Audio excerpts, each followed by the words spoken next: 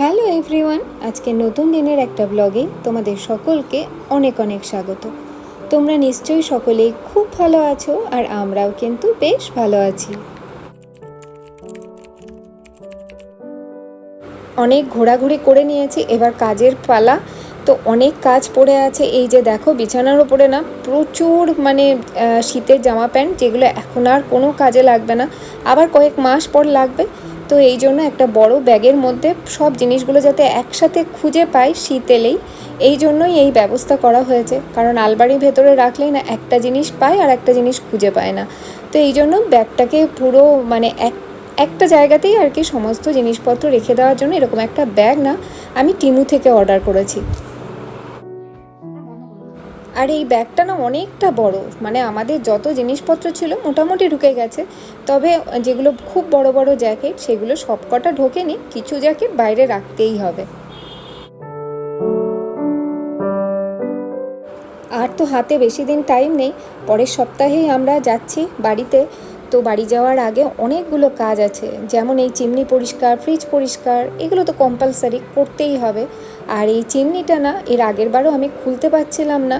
তো আগের বার না কিছুতেই তো বুঝতেই পারছিলাম না যে এটা কি করে ক্লিন করব। তো আমাদের যিনি ওনার, তিনি খুলে দিয়ে গেছিলেন এবং ক্লিনও করে দিয়ে গেছিলো, আর বলেছিল যে এটার ভেতরে এইরকম জাতীয় এক ধরনের জিনিস থাকে যেটাকে ফেলে দিয়ে আবার নতুন আরেকটা লাগাতে হবে। আর এই যে বাইরেটা যে তেলতেলে হয়ে আছে, এটাকে ওই আমাদের যে বাথটাবটা আছে ওটার মধ্যে গরম জল রেখে ওটার মধ্যে ভিজিয়ে রাখবো কিছুক্ষণ।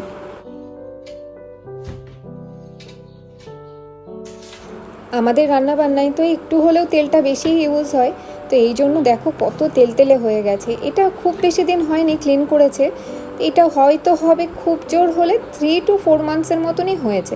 তো যাই হোক, এটাকে এখন পরিষ্কার করে এটার একটা নতুন এই জিনিসটাও লাগিয়ে দিই, আর এটাকে ভালো করে ব্রাশ দিয়ে পরিষ্কার করে নিই।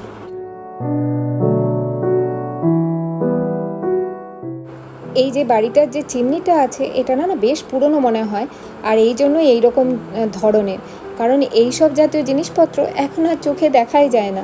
আর এটা পরিষ্কার করাটা না ভীষণ কিন্তু ঝামেলার, আমার পরিষ্কার করতে বেশ অনেকক্ষণ টাইম লেগেছে।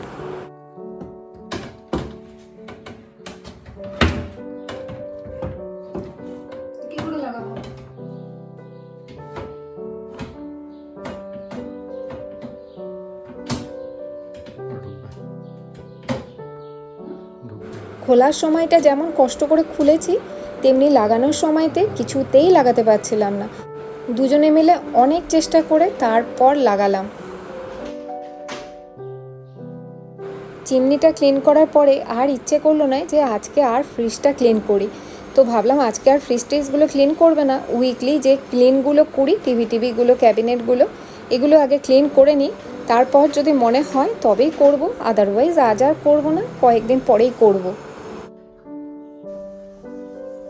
আর আজকে যেহেতু রবিবার, তো সকালে ব্রেকফাস্টটা যেহেতু সুকান্তই বানাচ্ছে, এই জন্য ব্রেকফাস্টের চিন্তাটা আর আজকে আর আমার নেই। আর এগুলো যেহেতু আমি সপ্তাহে একদিন ক্লিনই করি, এই জন্য এই জিনিসপত্রগুলোতে না খুব একটা বেশি ধুলো টুলো পড়ে না।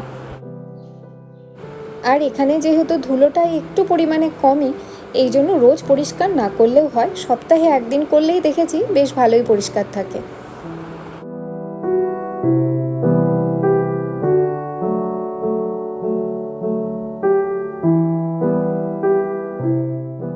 আজকাল তো এখানে বেশ ভালো গরম পড়েছে, তো এই জন্য সকালবেলায় না আজকাল পুরো কার্টেন্সটা তুলতেই পারি না জানলার।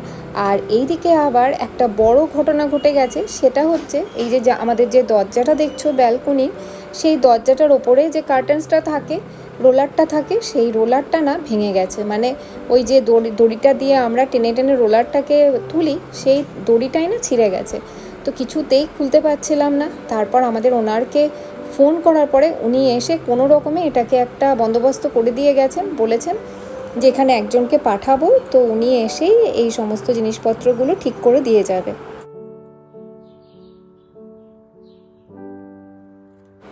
আর এই জানলা দরজার রোলারগুলো না খুব ইম্পর্ট্যান্ট এখানে, যেমন শীতের সময় তেমনি গরমের সময়। শীতের সময় বেশ সুন্দর নামিয়ে দিলে না ঘরগুলো খুব সুন্দর গরম থাকে, আর গরমের টাইমে যদি না নামানো হয় ঘরগুলো তো গরম হয়েই যায়, তাছাড়াও কি, যেহেতু এখন দিনের টাইমিংটা অনেকটাই বেশি, এই জন্য রাত্রিও হয় দেরিতে আর সকালও হয় খুব তাড়াতাড়ি। তো এই জন্য না ঘুমটা অনেক তাড়াতাড়ি ভেঙে যায় যদি না রোলার কার্টেন থাকে। এদিকে আমার সমস্ত কিছু গোছানো হয়ে গেছে, এবার ঘরটাকে একটু ভ্যাকুম করে নেব, ব্যাস তারপরে স্নান টান করে না আগে রান্নাটা কমপ্লিট করে নেব। সকালের পর এখন একদম এসেছি বিকেলবেলায়, এখন বাজে 5টার মতো। আর এসেছি আজকে একটা বড় কাজ করতে। অনেক দিন ধরে ভাবছিলাম যে এই রান্নাটা করব, খাবারটা বানাবো, তো এই জন্য এসেছি। কি বানাচ্ছি বলো তো? আজকে একটুখানি না এগ ডেভিল বানাচ্ছি। আসলে সুকান্ত অনেক দিন ধরে বলছে যে একটু এগ ডেভিল বানাও, তো অনেক দিন ধরেই ভাবছিলাম বানাবো বানাবো, আর ওঠে না। তো আজকেই ভাবছি বানাবো, কারণ হাতে আর টাইম নেই। কিছুটা বানিয়ে রেখেই যাব যাতে ও একটুখানি ভেজে ফ্রাই করে খেতে পারে। আর এই সমস্ত ভাজাভুজি খেতে তো আমরা বাঙালি মানুষ সবাই খুব ভালোবাসি। আর দুপুরবেলাতেই যখন রান্না করছিলাম তখনই না আলুটাকে সিদ্ধ করে রেখেছিলাম, আলুটা সিদ্ধ করে একটু ম্যাশড করে রেখেছিলাম। এখন শুধু এটাকে ভালো করে একটুখানি নেড়ে নেব। আর আজ যেহেতু রবিবার, এই জন্য সুকান্তও বাড়িতে আছে, তাই ও আমাকে হেল্প করছে এই কাজগুলোতে। তো দুজনে মিলে বানাতে না খুব ভালো লাগে, দুজনে বেশ গল্প করতে করতে এই যে সমস্ত জিনিসপত্রগুলো বানানো হয়, একা থাকলে এই সমস্ত মজাগুলো আর আসে না। আর বলতে গেলে কি, আমরা কিন্তু দুজনে এখানে থাকি না, তিনজনেই বলতে গেলে থাকি। মিষ্টিও মাঝে মাঝে এসে আমাদের গল্পে কিন্তু অংশগ্রহণও করে। আর আমি যখন এখনও বাড়ি যাই অথবা ছোটোবেলাতে যখনই মা কিছু একটা বানাতো, অনেকক্ষণ টাইম লাগবে সেসব জিনিস বানাতে, যেমন পুজোর সময় নাড়ু মুড়কি এইসব বানানোর সময় না আমি মার কাছে বসে থাকতাম। শুধু আমি কেন, আমি থাকতাম, আমার বাবা থাকতো, আমরা সবাই মিলে একসাথে বসেই সেই কাজগুলো করতাম। আর এই জিনিসটা না আমার দেখতেও খুব ভালো লাগতো। আর এটাতে আমার মনে হয় যে কাজ করছে তাকে অনেকটা বেশি আমরাও টাইম দিচ্ছি, আর সেও কাজটা করতে একটুও বোর ফিল করছে না।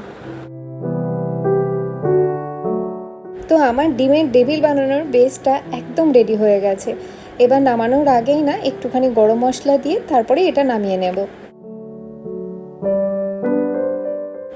ব্যাঙ্গালোরে থাকাকালীনও ডিমের টেবিলগুলো আমি বাড়িতেই বানাতাম, তো এই জন্য অনেকবারই আমি ডিমের ডেভিল বানিয়েছি। আর ব্যাঙ্গালোরে কি, ডিমের যেটা পাওয়া যায় সেটা সাউথ ইন্ডিয়ানরা আলু দিয়ে বানায় না, সেটা অনলি ওরা ডিমটাকে বেসন দিয়ে বানায়। আর ওটার টেস্টটা কোনোভাবে কিন্তু এই ডিমের ডেভিলের মতো না। ওখানে কয়েকটা লিমিটেড দোকান, কয়েকটা বাঙালি দোকান, সেখানেই এই ডিমের টেবিলগুলো পাওয়া যেত। আদারওয়াইজ যে সব জায়গায় পাওয়া যেত তা নয়। এই জন্য মাঝে মাঝে যখন খেতে ইচ্ছা করতো তখন আমরা বাড়িতেই বানিয়ে নিতাম। আর সত্যি কথা বলতে কি, এই সমস্ত ব্যাপারগুলো না যে নিজে নিজে বানাবো, নিজে নিজে সেই জিনিসটা বানিয়ে খাবো, এই ব্যাপারটা কিন্তু শুরু হয়েছিল এই লকডাউনের টাইম থেকে। তো যাই হোক, এবার একটা একটা করে এগুলোকে বানিয়ে নিই। সবগুলো মোটামুটি বানানো হয়ে গেছে। আর মাঝখানে কি হয়েছে, আলুটা একটু কম হয়ে গেছে, এই জন্য কী করেছি, ডিমগুলো দিয়ে না এমনি চপের মতো বানিয়ে রেখেছি। এবার তো সব থেকে বড় কাজ, ডিমের গোলায় এগুলোকে ডোবাবো আর ব্রেড ক্রাম্বসের মধ্যে মাখিয়ে মাখিয়ে রাখবো। আর এই কাজের জন্য না সুকান্তর হেল্প তো আমার লাগবেই লাগবে।